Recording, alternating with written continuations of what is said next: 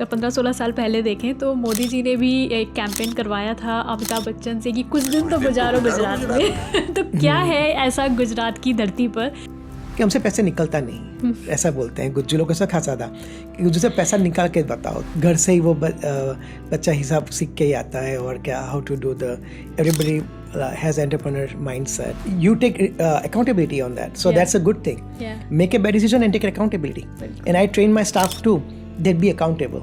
It's very easy to be an employee, but I cannot teach you, I tell them that I cannot teach you how to be always heavily motivated and heavily accountable. मैं ऐसी करता नहीं हूँ जो मुझे खुद बहुत आती ना हो।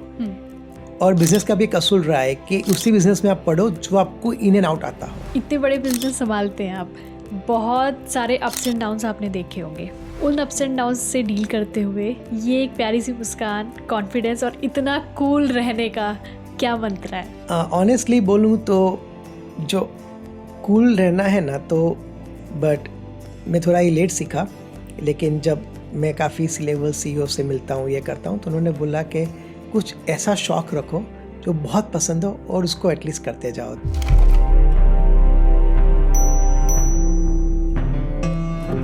नमस्ते, स्वागत है आपका सफ़रनामा विद शिल्पी में। मैं हूँ शिल्पी, इस पॉडकास्ट की होस्ट एंड क्रिएटर। सबसे पहले आपका दिल से धन्यवाद, आप मेरे एपिसोड्स देख रहे हैं, उन्हें पसंद कर रहे हैं और उन्हें ज़्यादा से ज़्यादा शेयर कर रहे हैं। आज का हमारा ये एपिसोड उन लोगों के लिए देखना बहुत ज़रूरी है जो सीखना चाहते हैं कि अपनी फुल टाइम जॉब के साथ साथ अपने खुद का बिजनेस कैसे एस्टैब्लिश कर सकते हैं और उसे ग्रो कैसे कर सकते हैं और उसको ग्रो करके कैसे मल्टीपल सिटीज़ और कंट्रीज़ तक लेके जाया जा सकता है। और अगर आपको लगता है कि इतना सब कुछ होने के बाद आपकी हॉबीज़ बहुत पीछे छूट जाएंगी, तो इसको भी आपको आज देख करके सीखना चाहिए हमारे गेस्ट से कि इतने बड़े बिजनेसमैन होने के बाद भी वो कैसे अपनी रूट से जुड़े हुए हैं, कैसे वो अपनी हॉबीज़ के लिए समय निकालते हैं। हमारे आज के गेस्ट परफेक्ट एग्जाम्पल है simple living and high thinking के। तो आज हमारा एपिसोड देखिए, सीखिए और हो सके तो इसके नोट्स ज़रूर बनाइएगा, क्योंकि बहुत कुछ सीखेंगे आज आप हमारे गेस्ट से। चिंतन शुक्ला जी, स्वागत है आपका सफ़रनामा विद शिल्पी में। नमस्ते शिल्पी जी, नाइस। सबसे पहले थैंक यू सो मच मेरे शो पे आने के लिए, सफ़रनामा विद शिल्पी का पार्ट बनने के लिए, and welcome to Safarnama with Shilpi family. Thank you for inviting. अच्छा, आपसे पूछने के लिए मेरे पास बहुत सारे सवाल हैं, लेकिन शुरुआत करना चाहूँगी कि आप गुजरात से हैं और गुजरात जाना जाता है बिजनेस के लिए। भारत की ही बात करूँ तो मोस्ट अकॉम्प्लिश्ड बिजनेसमैन गुजरात से हैं। USA में भी ज़्यादातर सक्सेसफुल बिजनेस जो चल रहे हैं, जो बिजनेसमैन हैं, वो गुजरात से है। एक बहुत बड़ा एग्जांपल मेरे सामने है उस चीज़ का। और अगर हम 2000 आज से 15-16 साल पहले देखें तो मोदी जी ने भी एक कैंपेन करवाया था अमिताभ बच्चन से कि कुछ दिन तो गुजारो गुजरात में। तो क्या है ऐसा गुजरात की धरती पर कि ऐसा खरा सोना निकलता है?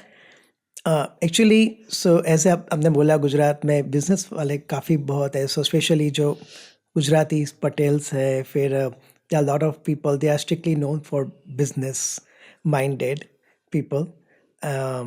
हमारा थोड़ा अलग था because we were Gujarati Brahmin, more like in education.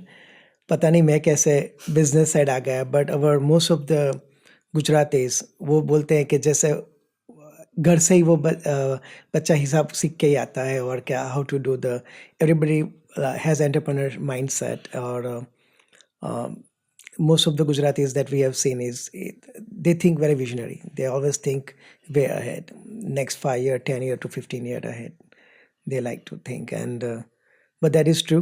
Our Gujaratis are mainly in business. We started actually a lot in Surat, as you saw, diamond, and in old days of Gujarat, lot of power looms, a lot of clothing, everything. A lot of industry started through that side. So in last 200-300 सालों में काफ़ी luckily business mind काफ़ी आगे तक गया गुजरात का। जी, गुजरात में एक और चीज़, जितने भी लोग होते हैं उनको पैसों का सही इस्तेमाल करना आता है, फालतू खर्चा नहीं करना और सही जगह लगाना है। ये कैसे सीखते हैं आप लोग? एक्चुअली वो तो जैसे हमारे खुद के घर में मेरे पापा हर बार कहते थे कि पैसा आप खर्च करो बट उड़ाओ मत, या स्पेंड करो बट वेस्ट मत करो। तो उसी टाइप से ऐसा ही था कि मैंने कोई भी पैसा खर्च करते हैं तो इधर he should become your equity और कुछ तो उसका कुछ रिटर्न ऑफ इन्वेस्टमेंट के हम बोलते हैं ऐसा होना चाहिए। तो जो भी हम लोग खर्चा करते थे तो अगर कुछ चीज़ें लाइक कोई भी गुजराती पहला होता है तो सोचता है कि जो पैसा आएगा तो पहले घर करेगा फिर या देन एंड जो इन्वेस्टमेंट तरीके में कन्वर्ट होता है। बहुत गुजराती लोग आप ऐसा नहीं देखोगे कि they unless they are super rich, वो ऐसा नहीं देखोगे कि वो बाहर जाके खाने पीने या बहुत टूरिज्म में उड़ा देंगे या और लाइक ट्रैवलिंग में, या they will be more punctual in saving money and spending in the right where they get some return. वो रिटर्न का दिमाग में हर बार रहता है कि मैं यहाँ डालूंगा इसका मुझे फ़ायदा क्या है। Like lot of Gujaratis you will see buying gold, तो वो लोग ऐसे ही सोचते हैं कि चलो पैसा आया पहले गोल्ड ले लेते हैं, बिकॉज उनको पता है कि उसकी वैल्यू अप्रिशिएट होती है। वो उनकी वाइफ को भी लगेगा कि वो मेरे हस्बैंड बहुत अच्छे हैं कि मुझे गोल्ड दिलाते हैं, बट मोस्टली चीज़ें ऐसी होती है कि ऐसे इन्वेस्टमेंट दिलाते हैं कि बोलते हैं कि गोल्ड देने का तो फ़ायदे में ही रहेंगे और कुछ दिलाएंगे तो उसका कोई ROI नहीं आएगा अगर पर्स दिलाएंगे कि ये दिलाएंगे। बिल्कुल।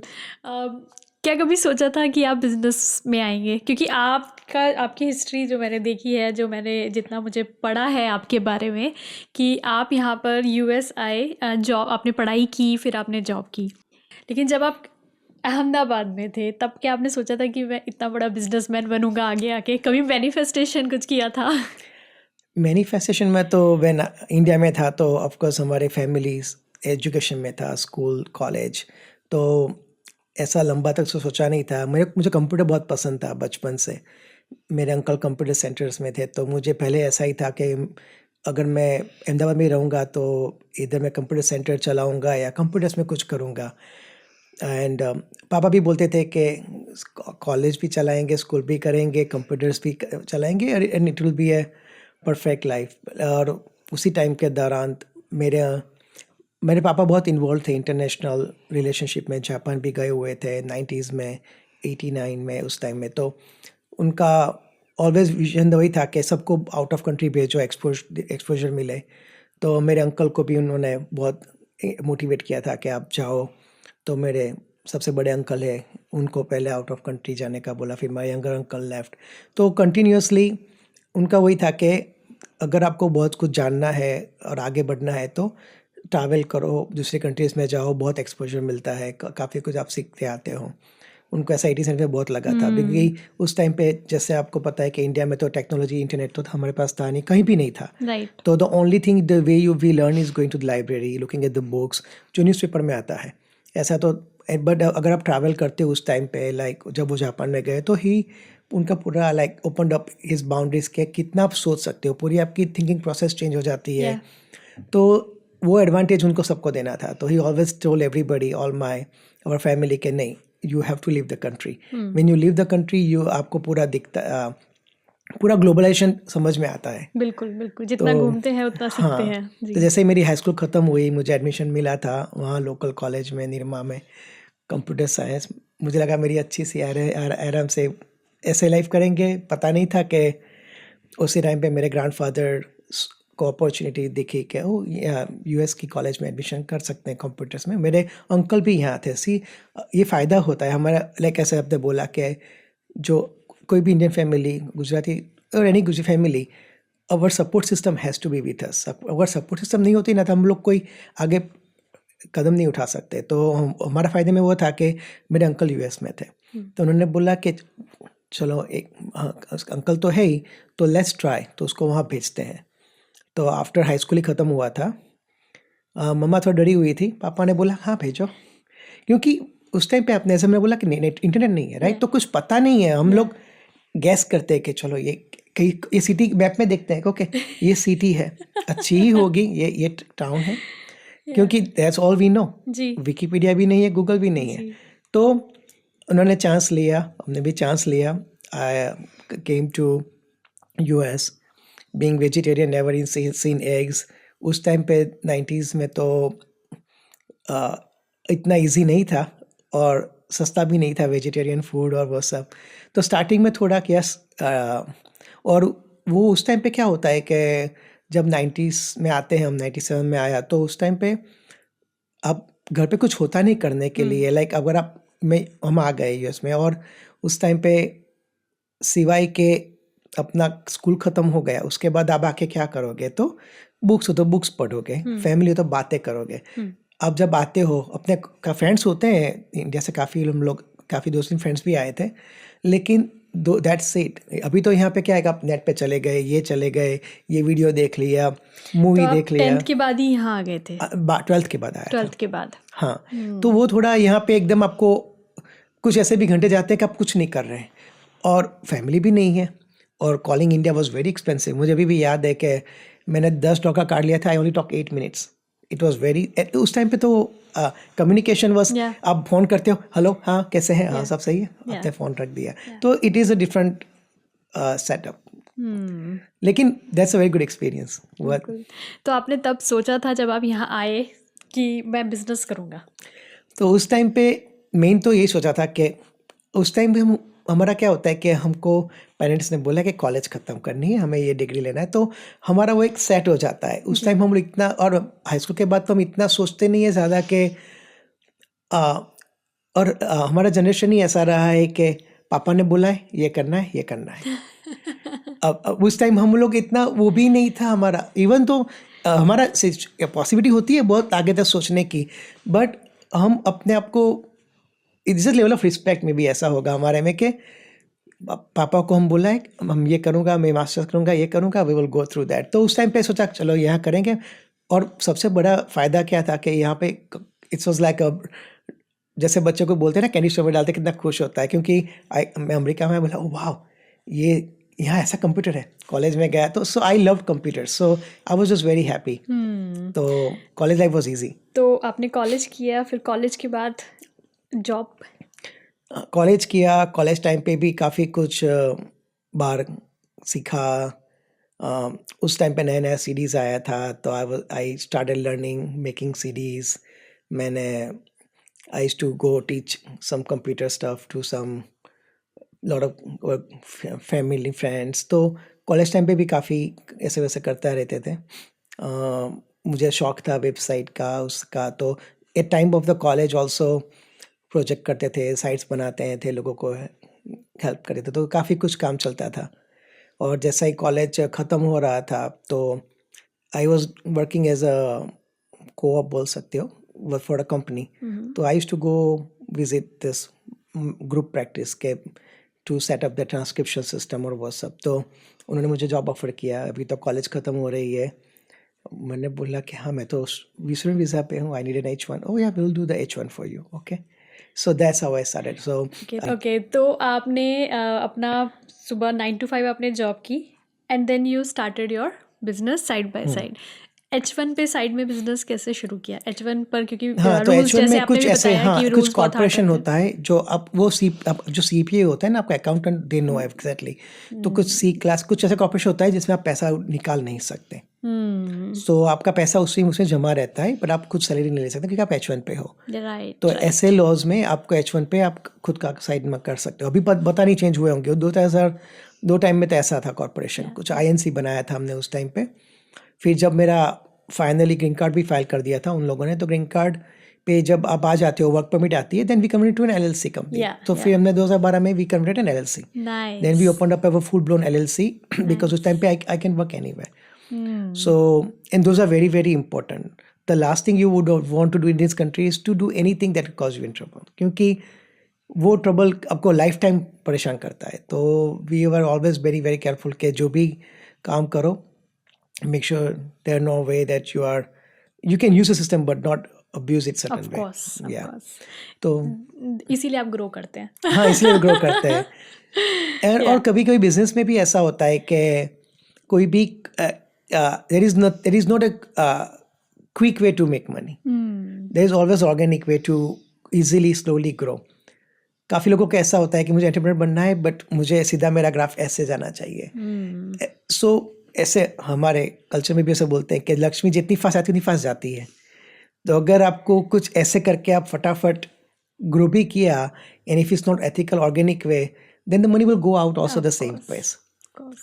अच्छा सर, थोड़ा सा पीछे चलते हैं कि आपने 9 to 5 जॉब स्टार्ट की, तो फिर आपने अपना बिजनेस साथ में शुरू किया, तो आप रात भर करना, उसके पीछे काम करना, फिर आपने फंडिंग के लिए, क्योंकि सबसे ज़्यादा लोग जो परेशान होते हैं वो फंडिंग के लिए होते हैं। आप बिल्कुल तब बिगनर थे, आपने जॉब स्टार्ट ही की थी, साथ में आपने साइड बाय साइड ये भी स्टार्ट किया। फंडिंग के लिए कोई स्ट्रगल आया था? सो मेरा काम कैसा था, like I was in a computer, तो मैंने जब भी ये साइड में काम चालू किया वो आईटी का और टेक्नोलॉजी का था। तो उसमें मेनली क्या होता है कि I was able to find work because I meet people in grocery store, ये वो, और सब वर्ड ऑफ माउथ बहुत काम करता था। तो पीपल इसको से कि ये बंदे कंप्यूटर करता है, इसको कंप्यूटर्स आता है, so I was getting work. So I did not open up anything that requires the fund. I was not in retail business कि मुझे कुछ चलो कोई बिजनेस बाय करना है उसके लिए मुझे फंड चाहिए। और सबसे इम्पोर्टेंट चीज़ है क्या है कि अगर बिजनेस कोई भी आपको करना है एंड आपको पता नहीं है चलेगा कि नहीं चला है, then you have to have multiple source of income. तो आई ऑलवेज रेकमेंड जितने भी दोस्त लोगों को भी हो, क्योंकि इफ़ दो तरीके से आप बिजनेस ग्रो कर सकते हो। एक तो मार्केट से पैसा उठा के आपको पता है कि आपने फिजिबिलिटी स्टडी किया है कि चलो ये बिज़नेस करूँगा तो उसमें इतना डालेंगे तो राइट अवे पहले साल से इतना पैसा आने लगेगा। Those businesses are only like retail business. चलो आपने टाको बेल खरीद लिया या कोई भी और गैस स्टेशन खरीद लिया। There are other business are skilled businesses. Skilled business में तो लॉयर्स होते हैं, that's a skilled business. I'm a lawyer, I can make money as a consulting income. I'm an IT person, I can make money through consulting income because the brain is your money, basically. तो उसमें investment होता नहीं है बहुत। Investment कब आता है? when you start opening an office and hiring an employee. But I always believe that if you are in part of that ecosystem, that providing a service or using your brain and trying to make a money, then don't pull money from market, because जब भी पैसा बाहर से कहीं भी से भी लेते हो, then it they dictate on their terms. तो कभी कभी आपने कुछ एनविजन किया है कि मुझे ऐसे ग्रो करना है, मुझे ये चाहिए वो चाहिए, तो you have a job that's secure, that gives you continuous flow of income, and then this is and then you have a spare money that you save from work and you're paying your bills and that money goes. और यहाँ पे America में is a land of opportunity. To be very honest, there is no, if you want to work hard, if you want to work 10 hours a day, 100 hours a week, nobody can stop you. मेरे अभी तक इतने सारे episodes हुए हैं, 60 to 80% guest ने मुझे ये लाइन बोली है कि USA is a land of opportunity. यहाँ पर आप मेहनत करो, पैसा आएगा। And that is true. I tell everybody that if you are young, especially from 18-20 to 30, work so hard. Yeah. A lot of people कभी-कभी बोलते हैं कि नहीं आप कुछ आइडिया लो और एकदम से पैसे वाले हो जाओगे, but I have seen lot of people, I meet lot of people on daily basis, they always tell me they work very hard. There is no, वो पर्याय ही नहीं है कि काम करे बगैर पैसा है, वो बहुत कम है, यू नो। और हमारे तो शास्त्र भी बोलते हैं कि उद्यमिनी सिद्ध्यन्ति, राइट, कार्य नहीं सुप्तस्य स्नेहस्य प्रविशन्ति मुखे मृगाः। लाइक सूते सुख को भी खाना नहीं मिलता, आपको दौड़ना पड़ता है ना खाने के लिए, तो वो बहुत ज़रूरी है। और जब हार्ड वर्क करोगे तो पैसा आता ही, there is no way it stops. आपने बताया आपका सर्विस बेस था कि आपने कंप्यूटर के थ्रू काम शुरू किया और करा। फंडिंग का आपने बोला मल्टीपल सोर्स ऑफ इनकम आपको रखना पड़ता है, आपके पास वो सोर्स कैसे था? वन थिंग दैट मेरा I was kind of blessed कि मेरे इंडिया में हमारा family is well set financially, तो एक पीस ऑफ माइंड रहता है। तो दो टाइप का पीस ऑफ माइंड चाहिए। एक तो कि व्हाट इफ़ क्या होता है कि सपोज पापा मुझे हर बार बोलते थे कि always think about a worst case scenario, कि चलो आपने सोचा कि चलो मैं ये करूँगा, मुझे इसमें ये फील्ड में जाना है, जैसे मैं फिलीपीन में कंपनी खोली, मुझे ये करना है, तो वर्स्ट केस क्या होगा? चलो खोली, इतना पैसा डाला, इतना टाइम वेस्ट किया, नहीं चली, बंद कर दी, हाँ चलो पैसा चला गया, कुछ नहीं रहा, लेकिन आई नो मेरी कैपेसिटी, फिर से चालू कर देंगे। तो अगर दिमाग में जब वे वर्ड्स के सिनेरियो रखते हो ना, तो फिर लाइफ इजी हो जाती है सोचने की। कोई भी आप छोटा बिजनेस करोगे, सपोज आपके पास सिर्फ $20,000 का बजट पड़ा है और बोला कि यही मेरा सेविंग है, अभी मुझे सपोज एक छोटा सा नेल स्पा खोलना है, एक इसका रेंट आएगा 2,000 का, मैं खोलूँगी, ये बिजनेस खोलूँगी, नहीं चला तो चलो टाइम गया, अभी से गया। But in America you are never on the ground zero, क्योंकि there is a opportunity to make some money. There are so many places they are hiring. तो अभी क्या ऐसा कभी चांस नहीं आता कि आप सीधा ज़मीन पे आ गए और there is no way to come back up, क्योंकि आपको पता है market is always ready for you to hire you. आपको एक पीस ऑफ माइंड तो रहेगा ही कि आप बाहर जाके जॉब तो कर ही सकते हो। कभी ऐसी लाइफ में सिचुएशन आती ही नहीं कि ये बंदा घर पे बैठा है, क्योंकि eight worst case even Walmart will hire you. इसी से एक चीज़ और मुझे याद आई सर, आपने 2004 में अपना स्टार्ट की जॉब, साइड बाय साइड आपने वीकेंड्स पे कैसे भी करके टाइम मैनेज करके यू स्टार्टेड योर कंपनी। 2008 से 9 के बीच बहुत बड़ा एक इकॉनमी डाउन टर्न आया था, जिसमें बहुत लाखों लोगों की जॉब्स गई थी उस समय, बहुत सारे बिजनेस बंद हो गए थे। क्या उस समय डर लगा? सो 2008 और 9 टाइम में मेरा जॉब था एक्चुअली जसिंतो में। तो उस टाइम पे हमारा हेल्थ केयर में था, और मेरी जो कंपनी थी वो प्राइवेट कंपनी थी और वो डेट फ्री कंपनी थी। तो उसको कुछ प्रॉब्लम नहीं हुआ क्योंकि वो हेल्थ केयर के अंदर थी। तो कुछ यहाँ पे जो फील्ड्स हैं जो यूजुअली ये इकोनॉमी को बहुत असर करने में ट्रबल नहीं होता, क्योंकि जैसे हेल्थ केयर है या ये है, क्योंकि पेशेंट्स ऑलवेज नीड है हेल्थ केयर।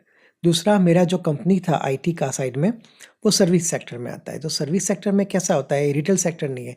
रिटेल में कैसा होता था कि लोगों के पास पैसा नहीं था, लोगों का पैसा डूब गया था, 401 के डूब गया था, स्टॉक मार्केट ग्राउंड जीरो हो गया था। तो उस टाइम पे कंपनीज वर स्ट्रगलिंग, तो काफ़ी लोगों का स्पेंडिंग पावर कम हो जाता है, गैस स्टेशन बंद हो जाता है। और जैसे मैं पहले भी आपको बोला कि जब लोन से पैसा लेते हैं ना, तब ये सब का बहुत टेंशन रहता है जब मार्केट का उतार चढ़ाव आता है। आपने लास्ट 2 साल में भी देखा होगा कि काफ़ी कंपनियां जो भी बंद क्यों हुई है, जिसे मार्केट से पैसा लिया है, प्रॉब्लम क्यों हुआ, क्योंकि मार्केट में इंटरेस्ट रेट हाई हो गया। अभी मार्केट इंटरेस्ट रेट कितना देता है आपको? अगर आपको 9 to 9.5% पे देता है बिजनेस लोन, वो वेरिएबल होती है। अगर आपने, चलो मुझे बिजनेस खोलना है, मैंने 5 साल पहले 4% पे लोन ली 5 मिलियन की, उसका 15 साल की लोन है, अभी उसका इंटरेस्ट रेट वेरिएबल की वजह से 9.5 हो गया। तो उसका मेरा जो हफ्ता महीने का जो आता है वो 10,000 का आता था, अभी 20,000 का आने लगा है।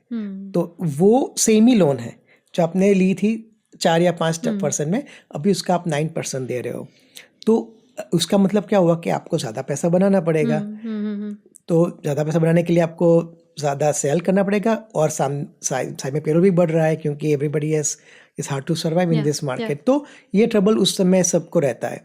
लकीली जो हमारा बिजनेस था, मैंने आपको बताया कि सर्विस सेक्टर में, तो उसमें इतना प्रॉब्लम नहीं आता, तो वी सर्वाइव। आपने ऐसे बिजनेस देखे थे उस समय, क्योंकि आप उस समय थे इस चीज़ में और आपको आसपास की जानकारी रखना ज़रूरी होता है। मैंने काफ़ी फोरक्लोज हाउस देखे थे, बहुत सारे हाउसेस फोरक्लोज हुए थे, लोगों ने काफ़ी ट्रबल में भी आ गए थे, काफ़ी किसी का पूरा 401 के जीरो हो गया था, काफ़ी कुछ शॉकिंग न्यूज़ भी आए थे जो, और मोस्ट ऑफ द इंडियन लोग सर्वाइव कर जाते हैं, क्योंकि हमारा लाइफ पेचेक टू पेचेक नहीं होता।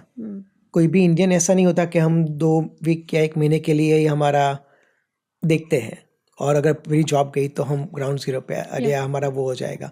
तो हम लकीली इंडियन फैमिली, तो I have seen lot of Indian families, they actually were lucky, क्योंकि उस time cash was king, right? So जिसके पास कैश है is king. So lot of our Indians use that opportunity and bought lot of properties. I still remember, I personally know some people who took an advantage and bought houses for dirt cheap price. 2008-9 में? हाँ, because they had cash.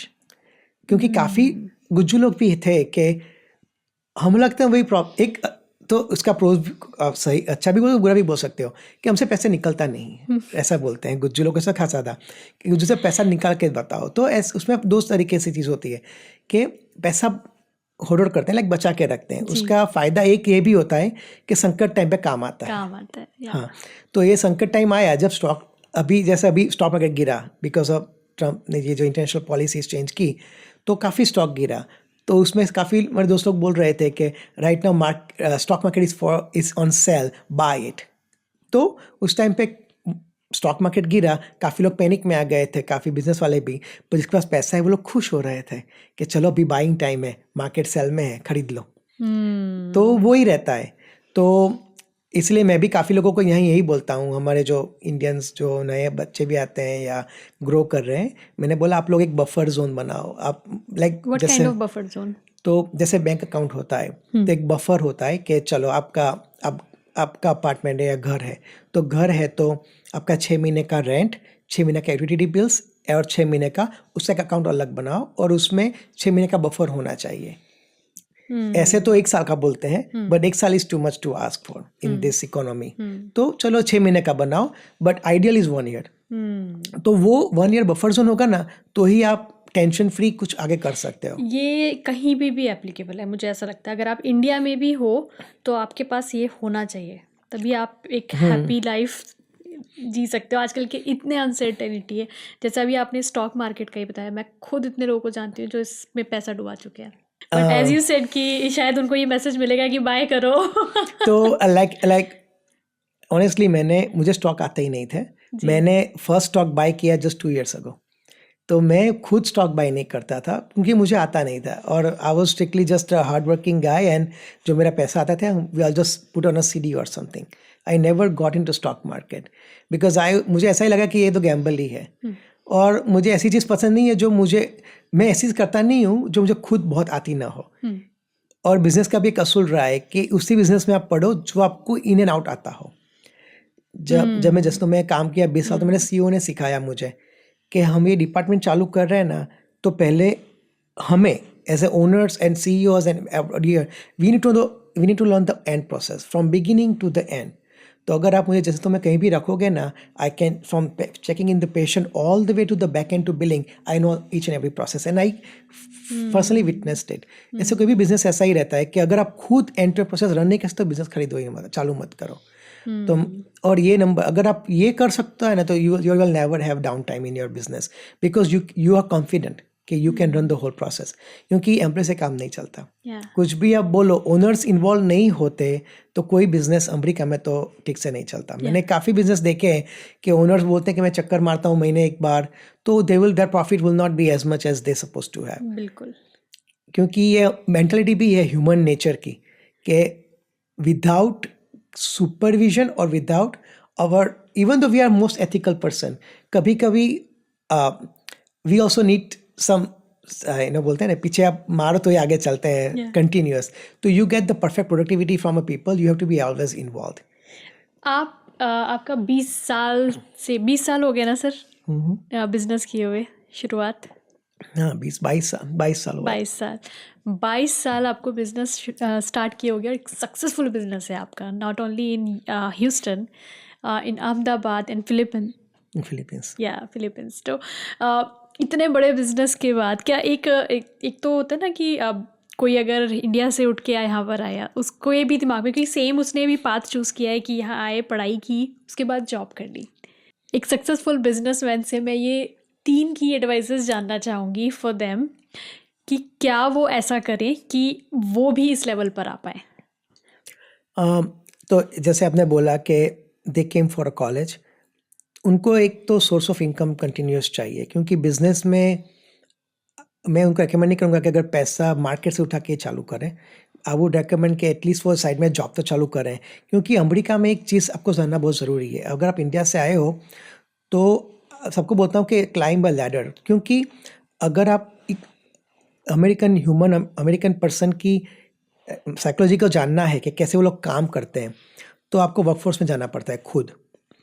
मैं काफ़ी लोगों को भी बोलता हूँ जो इंडिया से सीधा आके यहाँ पे बिजनेस बाय करते हैं, होटल मोटल, तो मैं उनको बोलता हूँ कि पहले आप काम करो उसी फील्ड में, और आप सोचो देखो कि कैसे, क्योंकि अगर आप कोई भी बिजनेस करते हो तो आप you to put yourself into their shoes, every employ के शूज़ में, कि उस टाइम पे उस एम्प्लॉय का कैसे वहाँ काम करता है। अगर आपने उस काम कभी किया ही नहीं तो आपको पता भी नहीं चलेगा कि वो कैसे उसको आगे फिक्स करना है कोई भी प्रोसेस को। तो बिजनेस ऐसा है, कोई भी बिजनेस हो ऑल्टर मल्टीपल प्रोसेस होती है, उसको आपको समझना होता है, एनालाइज करना होता है। वो आप तभी कर सकते हो कि आपने उसमें ईच एंड एवरी स्टेप पे काम किया हो और समझे हुए हो। तो इसलिए मैं सबको वही बोलता हूँ कि पहले वर्कफोर्स में काम करो और अमेरिकन सिस्टम को समझो। वो आप तभी समझ सकते हो कि अगर आप लोगों को माइंड सेट को समझो, you work with the American people, American लोगों के साथ काम करो, वो कैसे बिहेव करते हैं, कैसे काम करते हैं, कैसे सोचते हैं, कैसा उनका और वो बॉटम लेवल पे काम करो, थोड़ा ऊपर जाओ और फिर उस बिजनेस में जाके पढ़ो। इवन आप सपोज एकदम ईजीएस्ट बिजनेस आप सपोज सोचो कि आइसक्रीम पार्लर, लाइक काफ़ी बोलते हैं कि चलो ईजीएस्ट होता है कि चलो हमने ये मार्बल स्लैब खरीद लिया, ईजी इन्वेस्टमेंट वाला बिजनेस है। तो भी मैं बोलता हूँ कि चलो अगर आपको कोई एम्प्लॉय नहीं है, आपको पूरा स्टार्टिंग टू एंड प्रोसेस आपको आना चाहिए और आपको करना भी पड़ता है। तो वो स्टैंडर्ड चीज़ है, और ऐसा बिजनेस वही पढ़ो जो आपको बहुत पसंद हो, तो स्ट्रेस नहीं आता। अभी ऐसा ही होता है, मैं और नम्रता, मेरी वाइफ, हम लोग को ऐसा नहीं लगता कि हम लोग काम पे जा रहे हैं। It's a fun thing, Yeah. क्योंकि we love to do it, Yeah. और हमको थकान भी नहीं होती और वो भी नहीं होता, तो वो बहुत ज़रूरी है। और काफ़ी लोग मुझे अभी यंगस्टर मुझे बोलती है कि लाइक मेरे फ्रेंड का, मेरे बेटे का एक दोस्त, उसका फ्रेंड आके मुझे बोल रहा है कि हम लोग ये करने वाले हैं, सब बहुत पैसा है। तो मैंने बोला कि तुम्हें सच्ची में पसंद है? नहीं, पैसा बहुत है। मैंने बोला तू स्ट्रेस आउट हो जाएगा, तुम्हें पसंद भी नहीं है तो क्यों करता है? ओह, मैंने ऑनलाइन पढ़ा, ये अभी लोग बहुत चला है अभी, इसको ये करते हैं, इसमें हमें से ऑनलाइन स्टोर खोलना है, यहाँ से लाना है, वहाँ से ये कर। मतलब करेगा कौन? अभी तो मुझे करना पड़ेगा। मैंने बोला चलो तू कर देगा ना, तू मैं सुबह रात को जाएगा, तू ये ड्रॉप शिपिंग करेगा, ये करेगा, अमेजोन का कुछ। हाँ करूँगा। मैं see, if you don't like it तो फिर मत करो, तू स्ट्रेस आउट हो जाएगा। फिर बोलेगा कि हाँ, द की एडवाइस कि पहला जो आपने बताया कि आप एक इनकम रखो, एक इनकम रखो। सेकंड जो आपको पसंद हो वही करो। हाँ, पसंद हो, हाँ। Yeah. और पसंद भी बना सकते हो, वो कब बना सकते हो? उस फील्ड में काम करके। तो कुछ चीज़ें हमें पता भी नहीं होता, तो उसमें पढ़ना तो पड़ता ही है। तो पहले बोलते हैं ना टेस्टिंग द वाटर्स, तो वही बोलते हैं कि हाँ, अगर आपको कोई भी बिजनेस करना हो उसमें जाके काम करो, ऐसे ग्राउंड लेवल पे भी काम करो, और उसमें 2-3 साल ग्रो करो। बिजनेस ऐसा नहीं है कि हमें आज ही थोड़ा है, आज ही चालू करना है। उसका होमवर्क भी करो, स्टडी भी करो, और एक तो इनकम रखो इसलिए कि आपको पीस ऑफ माइंड रहे, क्योंकि बिजनेस में वही है कि आपको फ्रीली डिसीजन लेना है तो एक सोर्स ऑफ इनकम चाहिए। और अमेरिका में बोला इस लैंड ऑफ अपॉर्चुनिटी है, तो आपको काम तो मिलेगा ही, और be ready to work hard. कोई भी बिजनेस करना है तो the most important thing is आपको एक अपनी फ्रेम में से निकाल देना है कि ये मंडे टू फ्राइडे 8 to 5 है। Business means 7 days a week 24/7। अगर वो माइंडसेट से काम करते हो तो बिजनेस बहुत ग्रो होता है। और जितने भी बिजनेस यूएस में सक्सेसफुल हुए हैं, there is a very good book, there are some books I can send you link. उसमें वही बोले हैं कि जितने भी बिजनेसेस जो 90s में ग्रो हुए अप टू 2005 तक, उसमें जो फाउंडर ओनर्स है वो खुद ही they have worked extremely hard, at least more than 80-100 hours on average लोग काम करते थे। इवन इंडिया के भी बिजनेस देख लो आप, नारायण कृष्णमूर्ति के सब लोगों को देख लो, they used to live over there actually at the place. तो वो ज़रूरी है, काम से प्यार करना। काम से प्यार करना जी, that's a very good way to say it, I like that. काम से प्यार करो जी। वो तो मुझे आपसे आया सर, आपने बताया था कंप्यूटर से प्यार हो गया था आपको। सो 3 की लेसन्स आ गए। इसके बाद अगला स्टेप आता है एक फ्रेमवर्क बनाना बिजनेस का।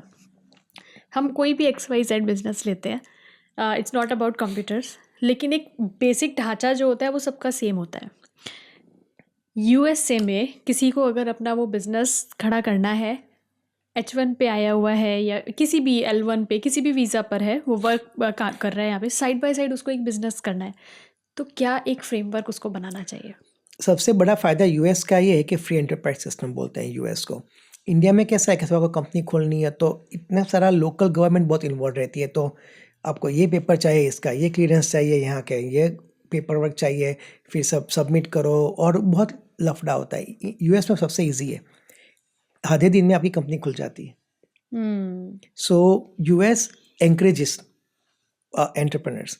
यूएस में आप ऑनलाइन जाके आप अकाउंटेंट से लेके 3-4 घंटे में आपकी कंपनी खुल सकती है, एक ही दिन में आपका पूरा पेपर वर्क हो सकता है। Life is extremely easy to open up a company, extremely easy to, आप पूरा इजीली आप फ्रेम रजिस्टर कर दो कंपनी, पार्टनरशिप बना सकते हो, पेपर वर्क कर सकते हो, और विदाउट एनी ट्रबल वो हो जाता है फटाफट। कंपनी खोलना तो हो गया, बट पहले तो बिजनेस का आपको, आपने जो बोला कि सबसे बड़ी चीज़ वही है कि what it takes to start the business, के कौन सा टाइप का बिजनेस है, तो उसमें कैपिटल मनी इन्वेस्टेड वाला बिजनेस है, या it is the business that just using आपकी स्किल एंड यूज इट। और अगर कैपिटल वाला बिजनेस होता है जिसमें कैपिटल इन्वेस्टमेंट चाहिए कोई भी, तो यहाँ पे कोई भी बिजनेस चालू करने से पहले दे do feasibility study. Feasibility study ऐसी होती है कि आप खुद भी कर सकते हो, इसको होमवर्क बोलते हैं हम, शुद्ध भाषा में, कि अपना आपने होमवर्क किया है कि चलो मुझे अभी रिचमंड में यहाँ पे कोई क्लिनिक खोलना है, तो मुझे जियोग्राफिकल एरिया देखना पड़ेगा, मुझे देखना पड़ेगा कि कैसे कैसे किसी के पास कैसा इंश्योरेंस है, वर्किंग क्लास है कि नॉन वर्किंग क्लास है, सबके पास इंश्योरेंस अच्छा है तो ये लोग क्लिनिक में आएंगे, कैश पे कितने हैं, तो वो पूरा उसका स्टडी करना पड़ता है, उसके बेस हमें आइडिया मिलेगा कि चलो ये खोल दिया।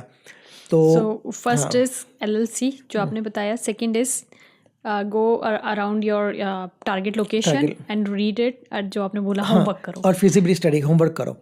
और अगर वो खुद को नहीं करना है तो देयर कंपनीज भी है यूएस में, they do feasibility study for you. हाँ, nice. And they charge you decent money and they do everything. अगर कोई भी बिजनेस खोलना है तो आप उसको हायर कर सकते हो, वो मार्केट रिसर्च करती है, वो आपके लिए पूरा, वो काफ़ी एक्यूरेट भी होती है, आपको इतना तक बोलती है कि चलो आपने यहाँ पे होटल खोला, मोटल खोला, ई टाइप का खोला, तो आपको कितने पैसे कमाओगे 1 साल 4 साल का, आपको वो भी देती है। और they are very much in that range also, they are very good. Great. तो दोज आर द ऑप्शंस। और जो भी बिजनेस करो उसमें आपको वो भी देखना है कि सस्टेनेबली के ऐसी बिजनेस मत करो कि चलो 5 साल के बाद somebody else opens the same business next to you कि ऐसा हो। तो आपका बिजनेस ऐसा भी होना चाहिए कि जो कंटिन्यूअसली ग्रोथ पाथ हो, और ग्रोथ पाथ आपको खुद बनाना पड़ता है, क्योंकि कोई भी बिजनेस होता है उसका स्टेजेस बनाना पड़ता है। You can't have one business ऐसे चलो मैं खोल के बैठ गया हो गया, नहीं। यहाँ जो भी बिजनेस बनता है यूएस में, वो बिजनेस स्टेजेस में बनता है। तो ये स्टेज 1 है, स्टेज 1 में मैं ये करूँगा, 1 साल 2 साल बाद हो गया, कंपनी डेट फ्री हो गई, मैं स्टेज 2 में क्या करूँगा, क्योंकि business has to grow, business can not be steady. आप यहाँ ऐसा कोई बिजनेसमैन नहीं देखोगे कि जो कोई भी हो, इवन एक स्टूल के बैठा होगा सबवे, तो दूसरा सबवे किया होगा, दूसरे में से तीसरा किया होगा, because the business has to evolve. क्योंकि if you don't evolve, and business में वो भी हम लोग बहुत बोलते हैं काफ़ी लोगों को कि business is like a tree. Business ऐसा होता है कि जितना ज़्यादा पैसा अंदर आप इन्वेस्ट करोगे इतना ज़्यादा बढ़ता है। तो काफ़ी लोगों को मैं बोलता हूँ कि आपको बिजनेस ऐसा ही करो, तो जितना घर का खर्चा इतना ही पैसा निकालो, बाकी का पैसा बिजनेस में ही रखो। ये अमेरिकन मेंटालिटी में ये चीज़ मैं ज़्यादा देखी है कि वो बिजनेस के अंदर ही रख के बिजनेस को ग्रो करते हैं काफ़ी बार, and that is very very important. Business से चलो पैसा 1 साल में बना लिया तो वो सब निकाल मत लो, उसी पैसे को बिजनेस में इन्वेस्ट करके उसको ग्रो करो, स्टेज 2 पे ले जाओ, स्टेज 2 पे स्टेज 3 पे ले जाओ, और वो बहुत ज़रूरी है। स्टेज 3 क्या होती है? Expand, heavily expansion. क्योंकि जो आपने सपोज अलग टाइप के बिजनेस होते हैं, कुछ बिजनेस में ऐसा होता है कि आप सब आपने रिटेल खोला जी, रिटेल में 3 साल के बाद तो you have a perfect system, now it's time to duplicate, right, because आपने एक सिस्टम बना ली, दैट्स इट, अभी उसको यू टू रेप्लिकेट ना, without replication there is no fun. Absolutely. तो you have to continuously replicate, continuously grow. Growth mindset जरूरी है, क्योंकि बिजनेस का आपको भी पता नहीं होता, हमको भी नहीं पता होता कि कहाँ तक जाके, because you can not always expect the upward जब एक्सपेक्ट कर सकते हो कि you are continuously investing and continuously growing. Absolutely. Sir आपने बताया कि 3 स्टेजेस होती है, आपने जब अपना बिजनेस स्टार्ट किया, आप अपनी 3rd स्टेज पे कब पहुंचे थे? तो I still don't consider me as 3rd stage, because मेरा रेप्लिकेशन इतना फास्ट भी नहीं हो सका जितना मैं सोच रहा था। सो कभी कभी क्या होता है कि you want to replicate things, but sometimes you also need a great team. So I have a good team and we are growing, but still I'm not at the stage where I can completely disconnect myself and just completely start in a growth. Maybe I'm this last 2 years I've been more in that stage 3, you can say. अभी 2 साल में, क्योंकि मेरा भी क्या था कि I had to go through H1 to green card, so I had a job. Yeah. So if I would have left my job, and then I could have left long time ago, but I love that my job. So it was more like comfort zone. And as I told you, when you are at the top level, आप जल्दी निकल भी नहीं सकते। और वो भी रहता है कि when you work hard, आपने चालू किया है बॉटम से और आप टॉप पे पहुंचे, तो काफ़ी बार ऐसा लगता है कि मैंने 20 साल की मेहनत की है यहाँ तक पहुँचने, मैं ऐसे ही निकल जाऊँ, तो वो एक रहता है। तो उसी वजह से यहाँ वहाँ पे था, तो लगा कि चलो थोड़ा अभी उस पोजीशन को एंजॉय कर लेते हैं। तो इसलिए मैंने बिजनेस में इतना ग्रो नहीं कर पाया उस टाइम पे, क्योंकि I was still focused on my 8 to 5. अगर मैंने 8 to 5 जॉब 5 साल पहले छोड़ी होती तो मैंने इसका रेप्लिकेट बाय 5 तो कर दिया होता, अभी लग रहा है. तो कभी-कभी ऐसा भी बट होता है, लास्ट आप सोचते हो. वो आपने एंजॉय किया, वो फेज आपने एंजॉय किया, बट लास्ट 2 ईयर में आपकी ग्रोथ अमेजिंग रही है हाँ, क्योंकि मैं फुल टाइम आ गया. क्योंकि आप फुल टाइम आ गए. जैसे कि आपने बोलता कि ओनर का वहाँ रहना बहुत ज़रूरी बहुत है. ज़रूरी है. तो सर आप अपने तीनों ऑफिस कैसे मैनेज करते हैं साथ में? तीनों ऑफिस मतलब Ahmedabad, Houston and Philippines. Ahmedabad company run by my wife नम्रता.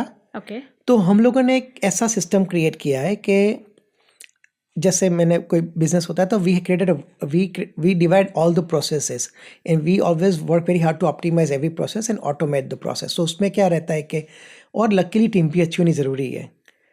जो जो जितने भी सक्सेसफुल कंपनीज है वो सब पहले वही बोलते हैं. अब सिर्फ जब कभी पूछोगे या कोई भी तो ऐसा ही बोले कि I had a great people around me, he was lucky to have them. तो जो टीम एक बार अच्छी हो जाती है ना और जो ट्रस्टवर्दी हो जाती है ना तो आपका टाइम बहुत नहीं वेस्ट होता. तो fortunately Namrata who runs Ahmedabad office, she is able to manage a structure के इजीली ग्रो स्टेज पे कर सकते हैं. अहमदाबाद ऑफिस के बारे में थोड़ा जानना चाहूँगी. कुछ बताइए अहमदाबाद ऑफिस के सो बारे में. अहमदाबाद ऑफिस जैसे 2014-15 में चालू किया. पापा की बहुत ही वांटेड अस टू हम अहमदाबाद में ग्रो करें. तो पहले हमने रेंट पे ऑफिस ली थी. फिर पहले एकदम छोटी ऑफिस थी, फिर हमने दूसरी रेंट पे बड़ी ऑफिस ली और उसके बाद हमने खुद की ऑफिस खरीद ली. 3,500 स्क्वायर फीट का जगह थी, अप टू 60-70 पीपल की कैपेसिटी. फिर 2018 में हम लोग वहाँ मूव हो गए. फिर things are going very well. और कोविड टाइम में भी हमको थोड़ा टफ वहाँ पे हुआ था उस टाइम पे क्योंकि लॉकडाउन आ गया था अहमदाबाद में. तो that was one of the hardest time we had. We work very very hard कि सब एम्प्लॉयज़, हमारी ऑफिस बंद भी रही थी तो we manage to pay their salaries क्योंकि that was number one thing that we always want. हमने यहाँ पे सीखा था. I learn one thing very well from my seniors in just in ownership that अब अगर हम लोग ब्लेस्ड हैं to have a food on our table then we should share the same blessings to others. So because of that same हमने वहाँ पे अपनाया और हमने काम, ऑफिस बंद रही, हमने सैलरी बंद नहीं की थी किसी की. ऑफिस भी चालू रहा. फिर ऑफिस उसकी ग्रो हुई हमारी यहाँ से क्योंकि that office is completely work for US clients. तो यूएस का बिजनेस कंटिन्यूसली ग्रो किया. वहाँ की ऑफिस हमने ग्रो की. मैनेजमेंट लेवल्स वहाँ पे भी बढ़ाए. फिर लास्ट 2 साल में वी डिसाइडेड कि वी नीड मोर स्पेस. तो हमने उसी बिल्डिंग में दूसरा ऑफिस खरीदा उसके ऊपर. So right now we have a good employ strength 70+, and the lot of different processes we follow verticals. In business में भी क्या रहता है कि you can not always have you have to have a multiple verticals. मैं सबको वही बोलता हूँ कि अगर सर्विस इंडस्ट्री में भी हो तो हैव मल्टीपल सर्विसेज और वर्टिकल्स यू आर इन. तो अगर एक वर्टिकल वीक भी जा रहा है तो दूसरा वर्टिकल आपको सपोर्ट करता है.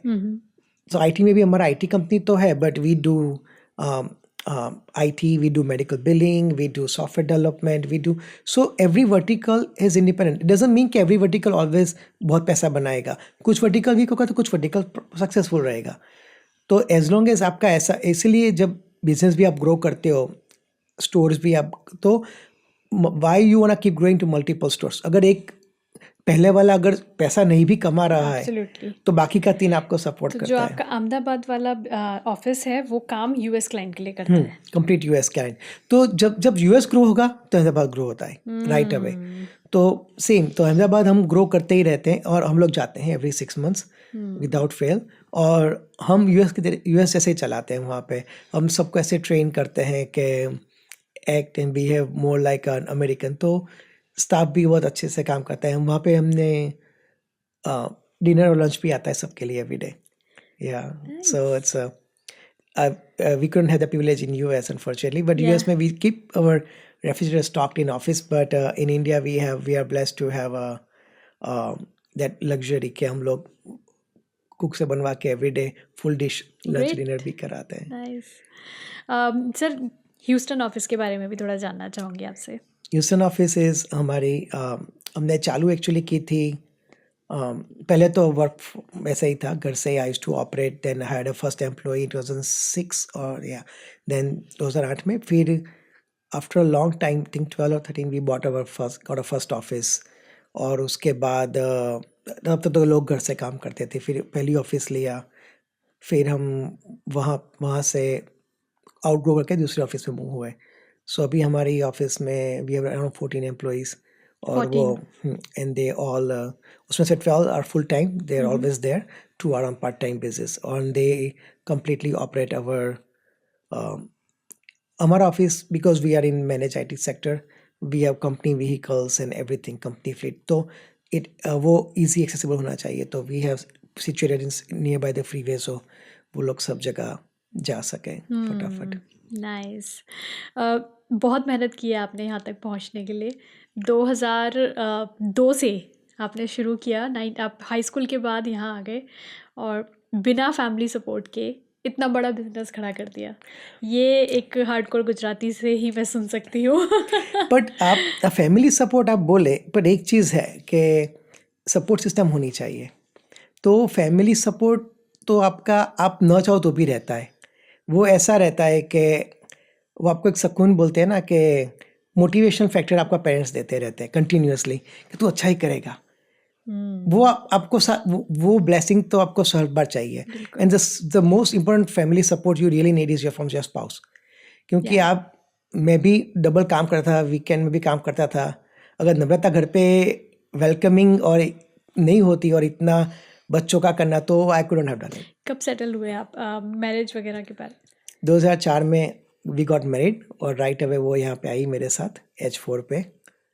तो उस टाइम हम दोनों बच्चे ही थे, तो साथ में ही ग्रो हो गए.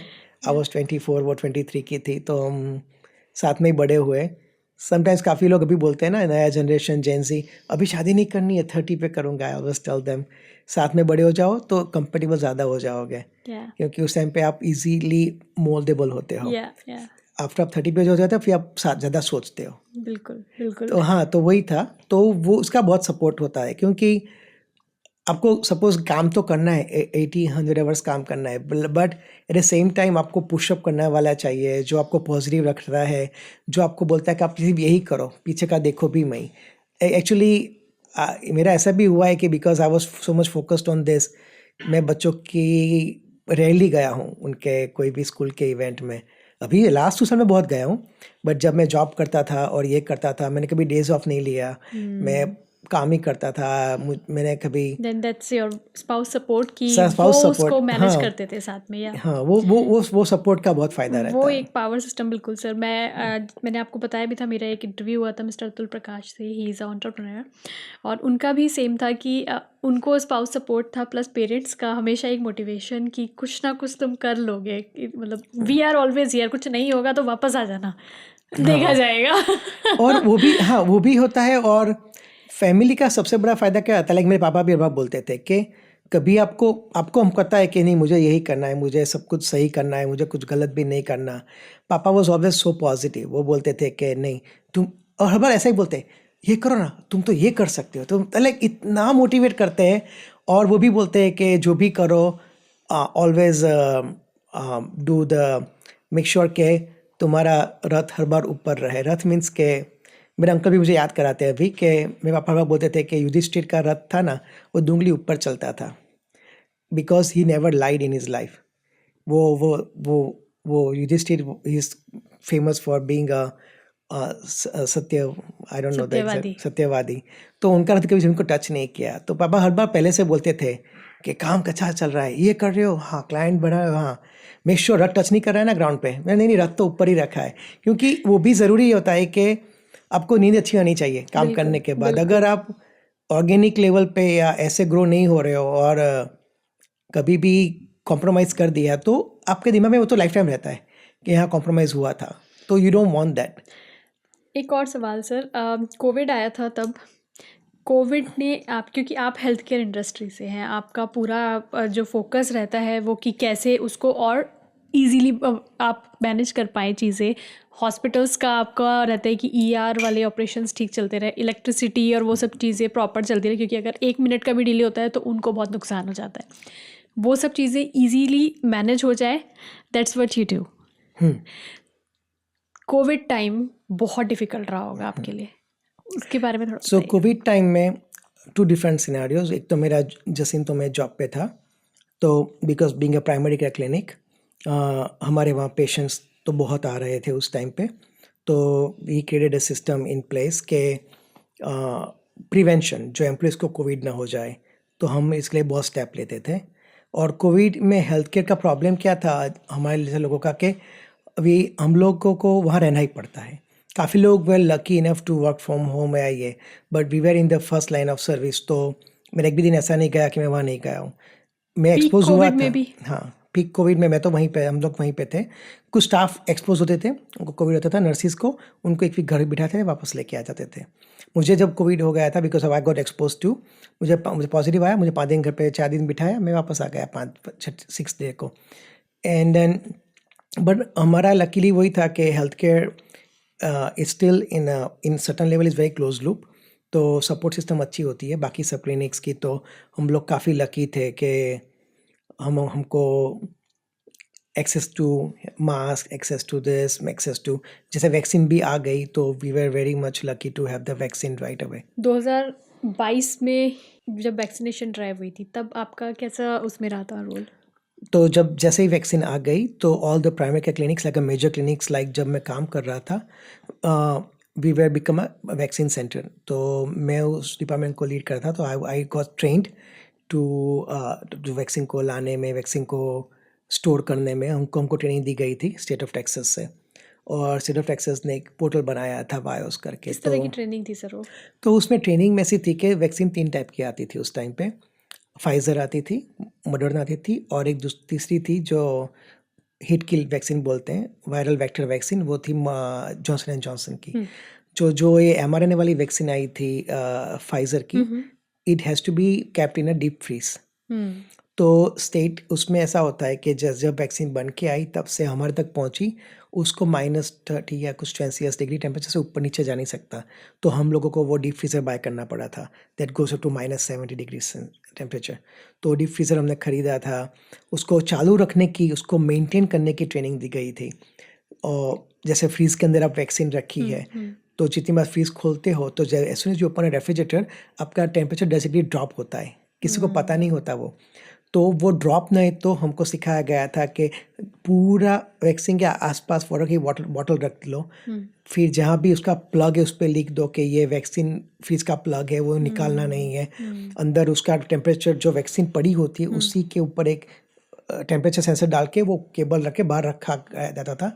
ट्वाइस डे हमको लॉग लेना पड़ता था कि ये टेम्परेचर का ड्रॉप नहीं हुआ ना। जब वैक्सीन डिलीवरी होती थी, तो वैक्सीन के साथ ड्राई आइस में आती थी वैक्सीन, तो उसके अंदर भी एक सेंसर होता था, वो ग्रीन होना चाहिए। अगर वो टेम्परेचर शिपिंग में भी फेडेक्स, यूपीएस या कहीं से भी आ रही है, ड्रॉप हुआ है, तो we have to trace the vaccine. $500 stash करने पड़ते थे। लकीली हमें तो हुआ नहीं है, कुछ लोगों को ऐसा हुआ था कि वो लीक हो गया था पैकेज। और वो सर इतने बड़े बड़े, आउट ऑफ क्यूरियोसिटी ये सवाल कि इतने बड़े बड़े फ्रिज कंपनी खुद पे करती थी या गवर्नमेंट का भी उसमें कंपनी को सपोर्ट खुद रहता पे था? करना पड़ता था हम लोगों को। But it was a more like अ, जब आप प्राइमरी केयर फिजिशियन प्रैक्टिस में काम करते हो ना, तो एक डॉक्टर का एक बहुत बड़ा एम्पैथी फैक्टर होता है कि उनके patient, they have become their life, तो उनको वही है कि बस उन्हें पेशेंट को क्योर करना है। It's an amazing profession the doctors are. It is तो जब ऑल द हाँ, doctors and all the health care team जिन्होंने उस समय आगे आगे काम किया। लोग तो घर से बाहर सब्जी आलू प्याज लेने भी नहीं निकल रहे थे। हाँ, और डॉक्टर को तो खुद आई सी माय फर्स्ट टाइम कि डॉक्टर बोलता था कि यार मेरे पेशेंट को भी बहुत ये हो रहा है, उसका इन्फ्लेमेशन बढ़ रहा है, तो उसका जल्दी सीटी कर, उसको कहीं से भी पकड़ के उसको लेके आए यहाँ पे। Like doctor, you can see doctors feeling pen versus the patient भी।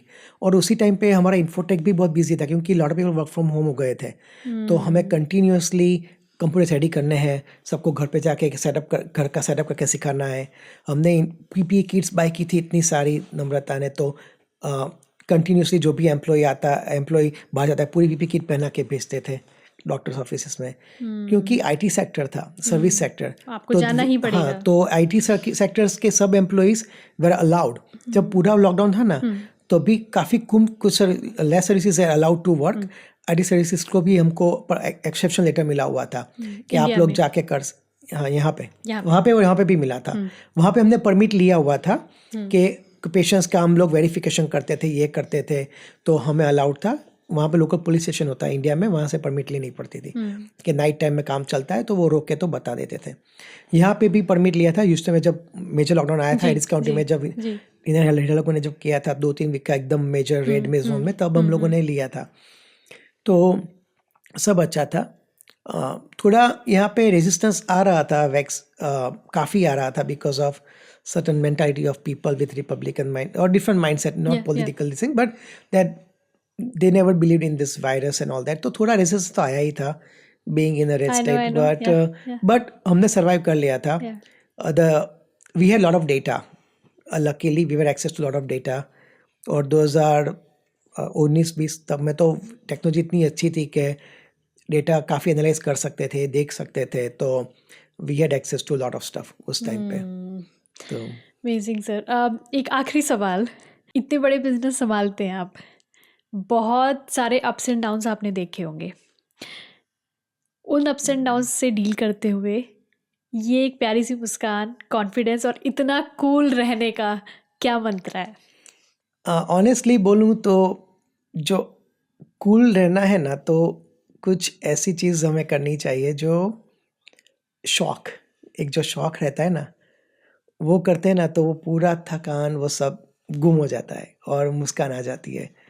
और एक तो पहली चीज़ तो जो काम करते हैं वो बहुत पसंद है, एक तो उसके लिए मज़ा आता है। दूसरा है कि अब काम तो करते ही रहोगे, बट मैं थोड़ा ये लेट सीखा, लेकिन जब मैं काफ़ी सी लेवल CEO से मिलता हूँ, ये करता हूँ, तो उन्होंने बोला कि कुछ ऐसा शौक रखो जो बहुत पसंद हो और उसको एटलीस्ट करते जाओ। तो मुझे म्यूज़िक का बहुत शौक था, तो जब पापा पास रहे तो मैंने उनको बोला था कि पापा बोलते थे कि तुझे इतना अच्छा गाता है, तो काहे को तू म्यूज़िक का सीख जा, जैसे उन्होंने PhD किया था। तो मैंने ये शौक, जब पापा गए तो मैं भी थोड़ा बहुत डाउन हो गया था 3-4 साल, तो क्योंकि जब कोई शौक में जाता है ना, ऐसे ही if you know the person is living is different, when somebody lives without any pre-indications and suddenly just disappears, so there's a shock.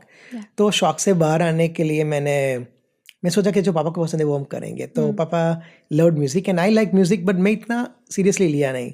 So last 3 साल में आई स्टार्टेड ये सिंगिंग और टेकिंग क्लासेस क्लासिकल। तो some reason it's a very good healer. तो healer, और you can also say it's a magic, you know, वो बहुत आपको खुश रखता है। तो अभी भी जब भी मैं घर पे होता हूँ और काम बम खत्म हो गया, तो म्यूजिक इज और अभी मैंने मेरी वाइफ को बोला है कि we never put our self into a structured day to day life.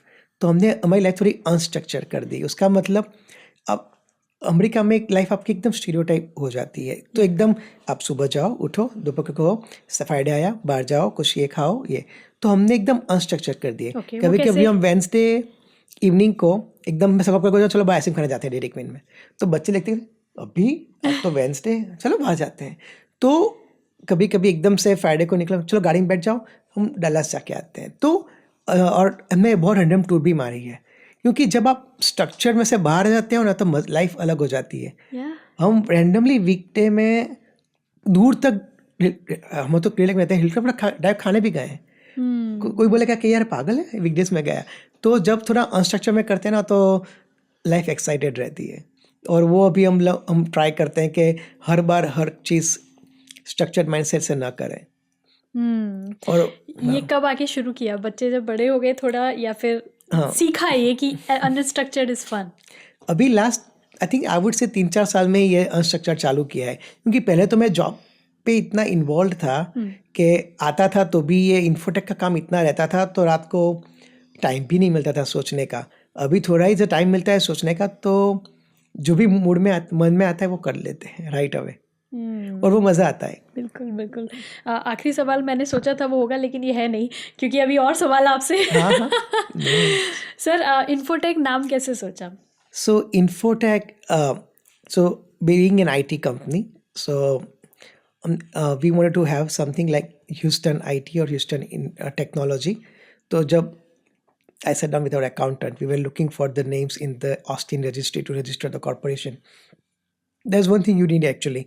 जब आप नाम देखते हो तो वो make sure करना कि available है. So I gave them some words कि Houston IT, Houston IT Technologies, Houston IT. तो then I gave them IT Infotech Houston or Houston Infotech करके भी, because any business you do in anywhere or especially in US, it has to resemble the type of business and it has to also show the people, like वो बहुत ज़रूरी होता है. like आपको भी ये पता होगा कि suppose आप जो एरिया में रहते हो उस एरिया का नाम लेके क्या बिजनेस में जाते हो ना, वो जल्दी जाते हो. और तो and also it just gives easy, like people easily to relate to your work you do. तो Infotech relates the work. जब हमने फिलीपींस में कंपनी खोली अभी लास्ट ईयर, तो फिलीपींस में तो they require you. Why you choose Philippines? So because we are in healthcare IT, so in healthcare IT we meet doctors all day. तो काफ़ी डॉक्टर्स से मिलता हूँ तो वो बोलते हैं कि यहाँ पे cost of living and because of things, the employees have been becoming very expensive and the physicians, they still make the same amount of money. Healthcare has not changed a lot, but the pay scale and the rent, and as I told you, the rent, everything is expensive. So they wanted to cut down on those overhead expenses and payroll. So they said that you guys are doing IT so well and you guys have perfected the system of medical billing. So why don't you start providing medical assistants and nurses to us? So there are some companies are doing it, but I don't think they're following all the protocols, and we are always by book. हमारा तोपर रखना है 2 उंगली, तो we always follow everything properly. We have all the certifications.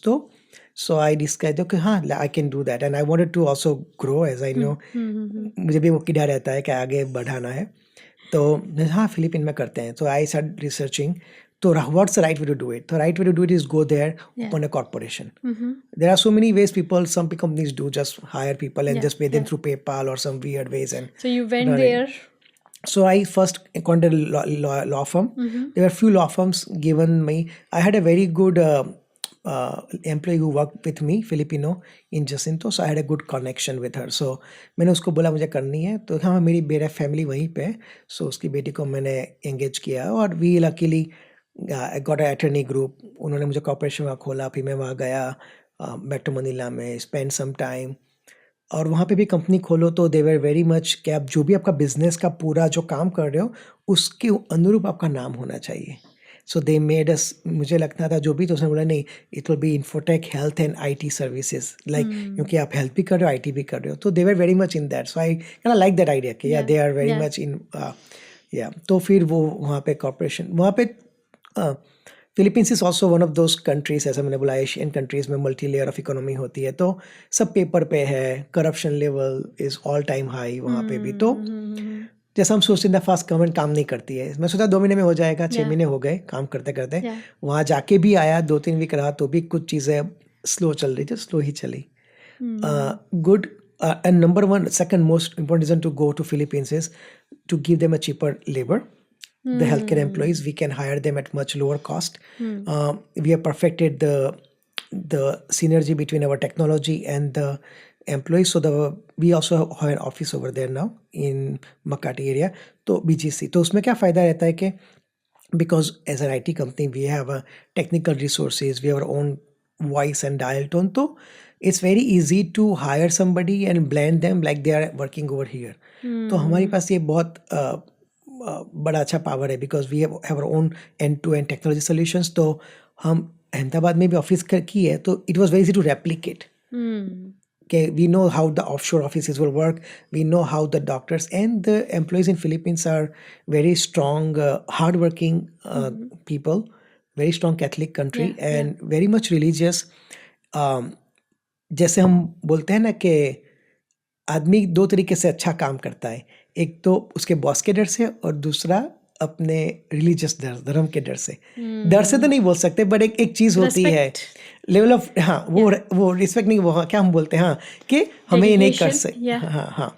तो वहाँ पे लोग are very much abide by the rules, and they are, because of their strong Catholic values also, they are very much into that mode, that hardworking.